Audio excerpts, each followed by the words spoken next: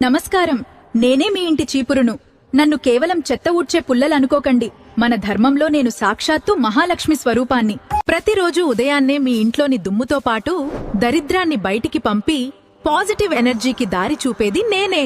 నన్ను ఇంట్లో ఉంచుకున్నప్పుడు కొన్ని నియమాలు పాటించాలి, లేకపోతే మీ ఇంట్లో దరిద్రం తాండవం చేస్తుంది. అవేంటో తెలుసా? మొదటి నియమం, సూర్యాస్తమయం తర్వాత ఇంట్లో నాతో ఊడ్చకూడదు. అలా చేస్తే సాక్షాత్తు లక్ష్మీదేవిని ఇంట్లోంచి బయటికి గెంటేసినట్లే.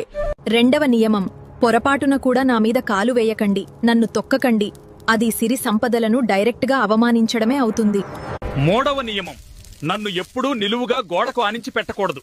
అలా పెడితే ఇంట్లో అనవసరమైన గొడవలు, ఆర్థిక నష్టాలు తప్పవు. నాలుగవ నియమం, ఇంటికి వచ్చే బయటివాళ్ల కంటికి నేను నేరుగా కనిపించకూడదు.